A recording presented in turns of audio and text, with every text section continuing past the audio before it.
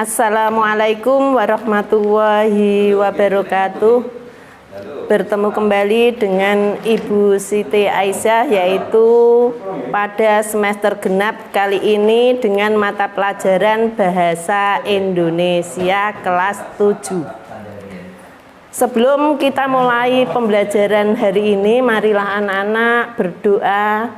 Semoga dalam berdoa anak-anak diberi kemudahan, diberi kelancaran dalam belajar dan mendapat ilmu yang bermanfaat, berguna bagi agama, nusa, dan bangsa. Baiklah anak-anak, materi hari ini yaitu puisi rakyat. Ya.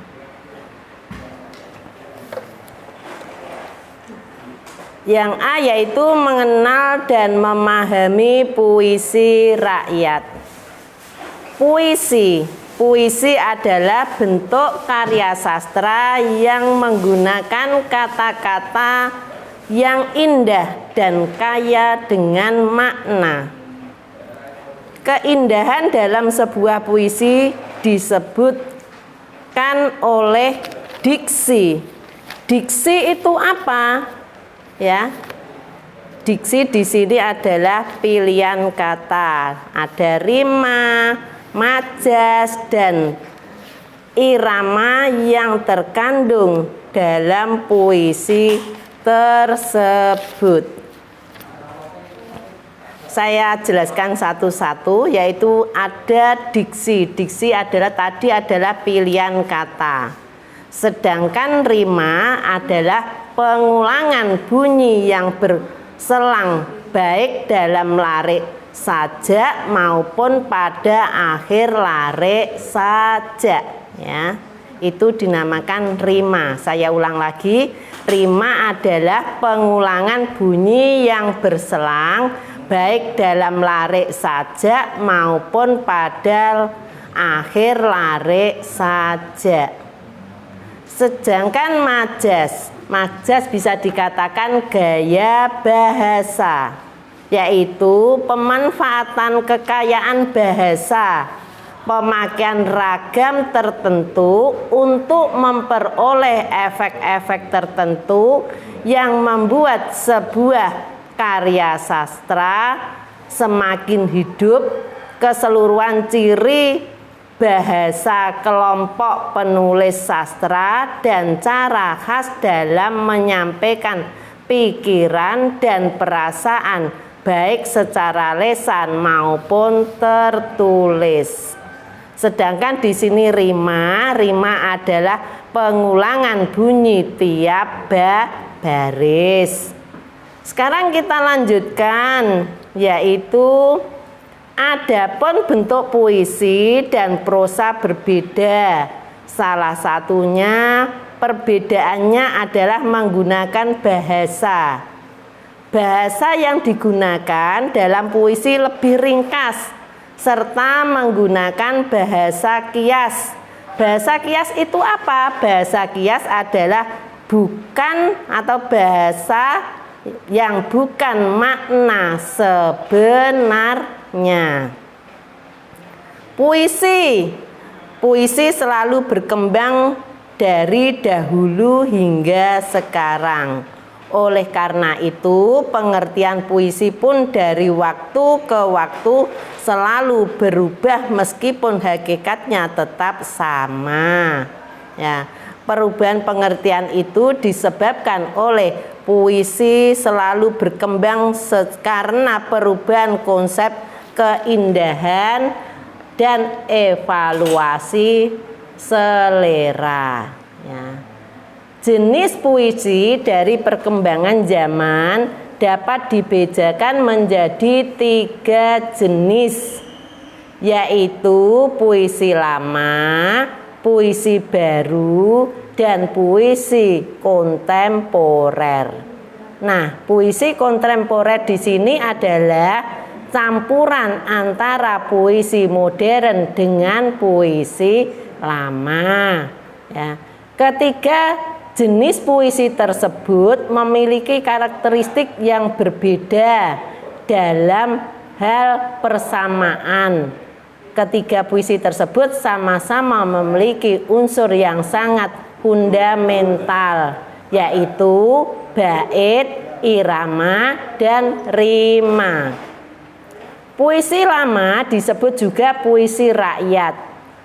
Ya, puisi lama terdiri atas beberapa jenis seperti mantra, syair, bidal, qit'ah, pantun, talibun, gurindam, dan seloka. Ya.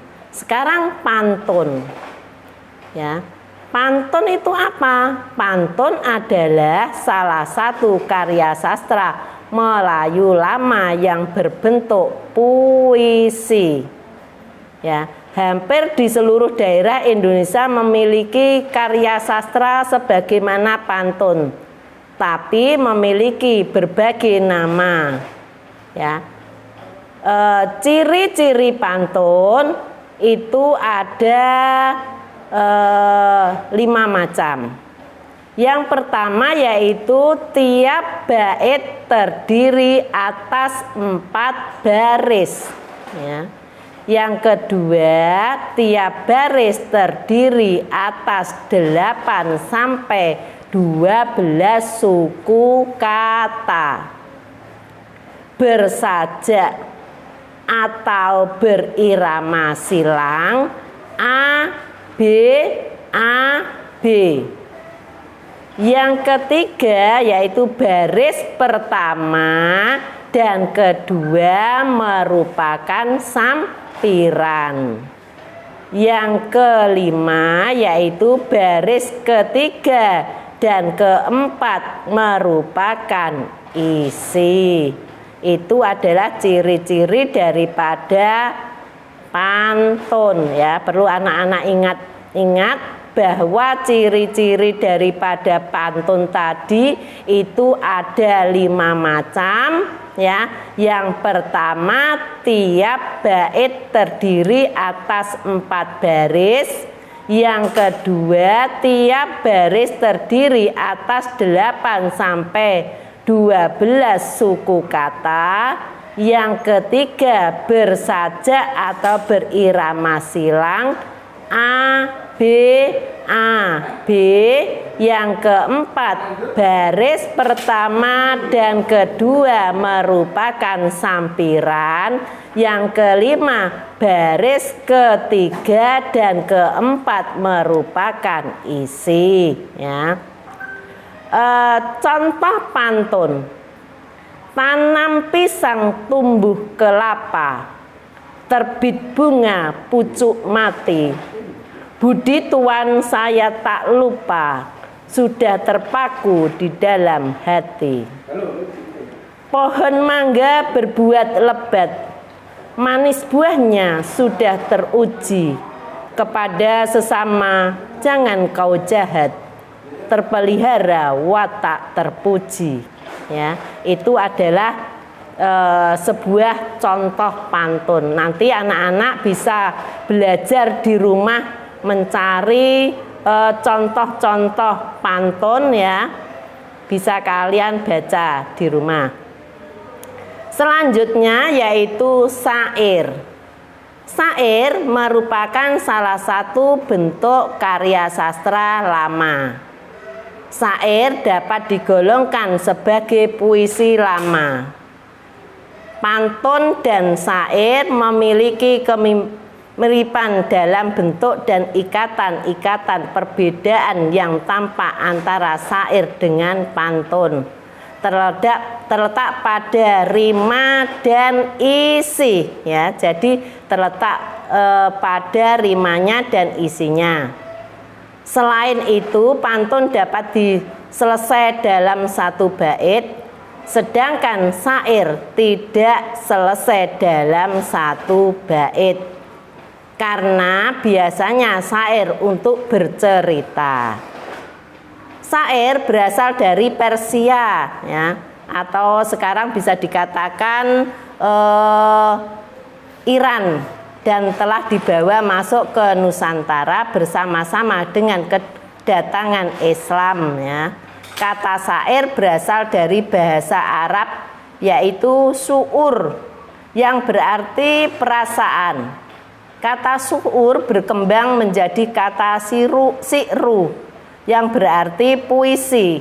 Dalam pengertian umum, syair dapat dalam kesusastraan Melayu merujuk pada pengertian puisi secara umum.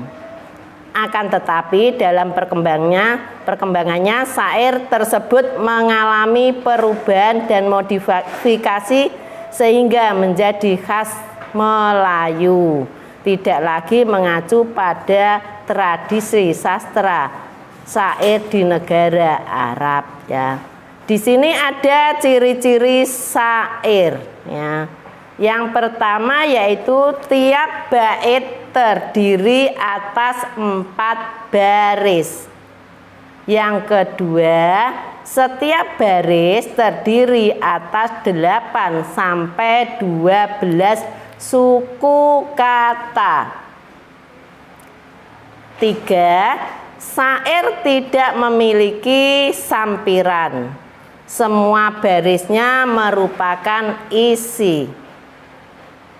4. Rima akhir berpola a. Ya, 5. Biasanya menggunakan bahasa kiasan. Ya, saya ulang lagi, ciri-ciri syair itu ada 5 macam. Yang pertama yaitu setiap bait terdiri atas 4 baris. Yang kedua, setiap baris terdiri atas 8 sampai 12 suku kata. Yang ketiga, syair tidak memiliki sampiran. Semua barisnya merupakan isi. Yang keempat, rima akhir berpola a. Ya, jadi A-nya 4 kali ya anak-anak.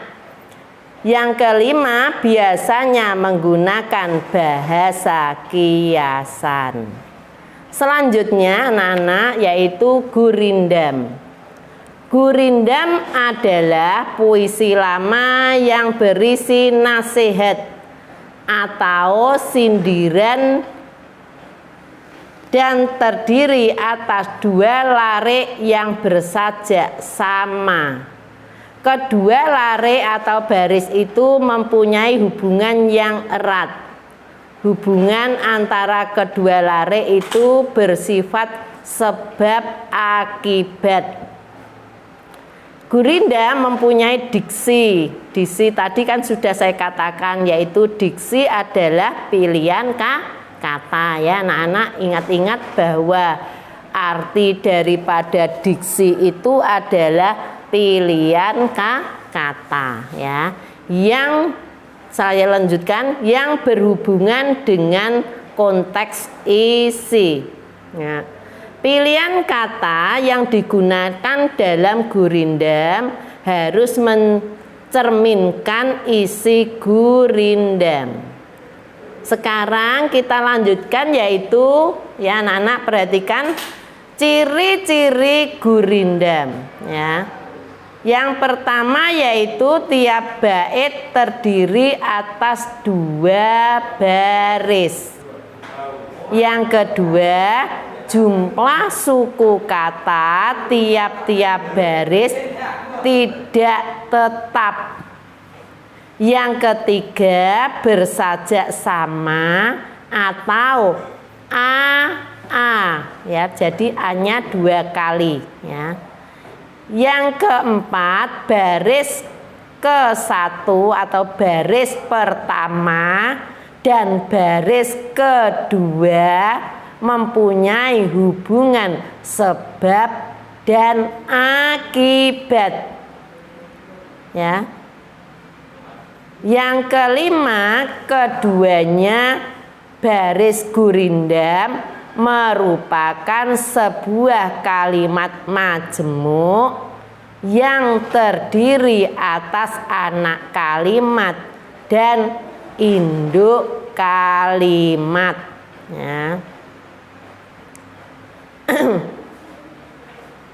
Nomor 6 ya, selanjutnya nomor 6, isinya menyatakan suatu kebenaran atau sindiran untuk memberikan nasihat.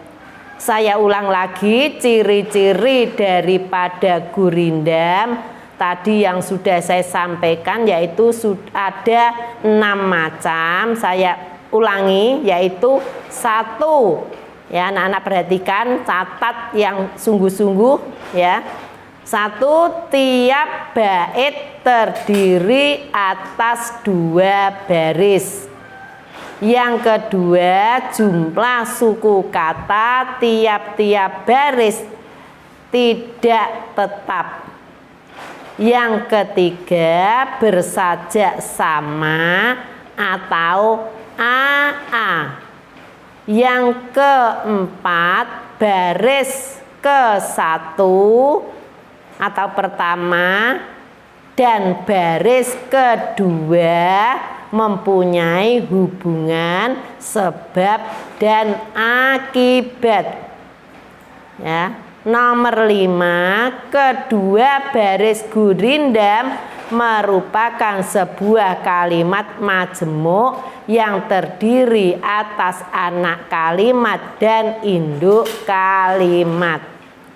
Yang keenam, isinya menyatakan suatu kebenaran atau sindiran untuk memberikan nasihat. Ya. Gurindam memiliki kaitan yang erat dengan kehidupan sehari-hari. Gurindam mengandung ajaran atau nilai-nilai dalam kehidupan ya, dalam kehidupan sehari-hari ya. Nilai-nilai tersebut berupa kebenaran atau sindiran dalam bersikap dan bertingkah laku. Nilai-nilai yang terkandung dalam gurindam tersebut dimaksudkan untuk memberikan nasihat. Contoh ya, kalau bekerja terburu-buru, tentulah kerja banyak keliru. Ya. Dari contoh gurindam tersebut, kamu dapat menemukan ajaran bahwa dalam melakukan suatu pekerjaan sebaiknya jangan terburu-buru. Pekerjaan yang dilakukan secara terburu-buru tidak akan berhasil dengan baik karena seringkali terjadi banyak kesalahan ya. Demikian dari materi tersebut. Ini ada tugas dari saya, yaitu bahasa Indonesia ya. Kalian kerjakan di rumah di buku tugas ya. Materi tersebut sudah saya sampaikan, anak-anak catat ya, tulis. Tugas dari saya yaitu 1, apakah yang dimaksud dengan puisi itu? Ya.